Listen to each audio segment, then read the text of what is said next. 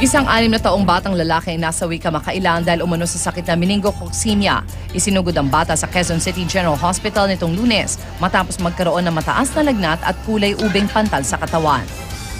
Ganito rin umano ang naranasan mga sintomas ng 4 na taong gulang na babae sa Bulan, Sorsogon kung nakaraang buwan na naging sanhi ng kanyang kamatayan.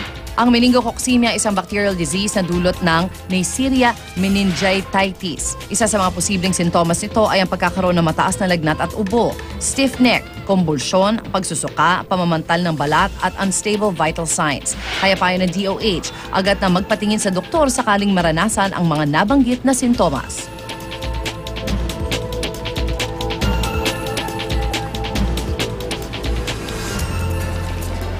Pag-usapan po muna natin ang sakit na yan, ang meningococcemia. At kasama po natin ngayong umaga si Dr. Manuel Mapue II, ang Head ng Regional Epidemiology and Surveillance ng DOH-NCR. Dr. Mapue, magandang umaga po sa inyo. Magandang umaga, Ivan.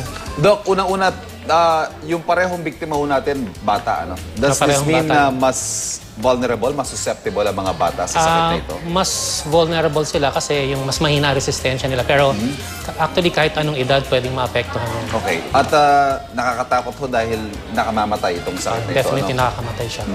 Paano ho ba ito nakukuha at paano nakakahawa?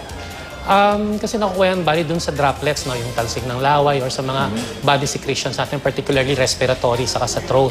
So pag natalsikan ka niyan, pwedeng ma-inhale mo. So dapat direct contact talaga. At kailangan po pag may suspected meningo, dapat i-isolate. Tama po ba yun?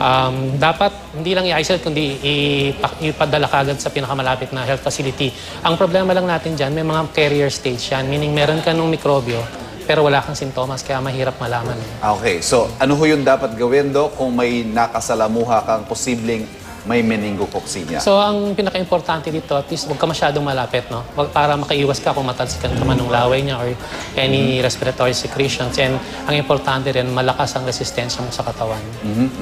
At napaka-critical po ng time frame within which you have yourself checked dahil nakalagay po na 5 to 15% natin, ng may meningococcemia, posibleng mamatay in 2 hours. Posibleng, no. Actually, hindi siya 2 hours, kundi 24 hanggang 48 hours. Pwede 24 to 48 hours, okay. Pero kagaya nga nung yung dinala sa Quezon City, after 2 days na magkaroon siya ng sintomas, saka siya namatay. Okay, ulitin lamang po natin, Doc, yung mga sintomas para sa ating mga kababayan. Nandyan yung biglang pagkakaroon ng mataas na lagnat, tapos sumasakit yung ulo, nandiyan yung minsan matigas yung leeg, no? Minsan para siyang hilo or antukin.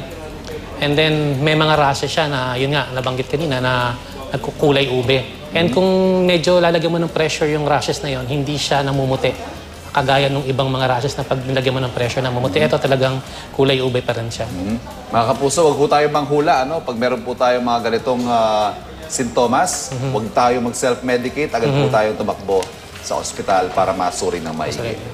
Dr. Mapue, maraming salamat po. Maraming salamat din. Dr. Manuel Mapue II ng DOH-NCR.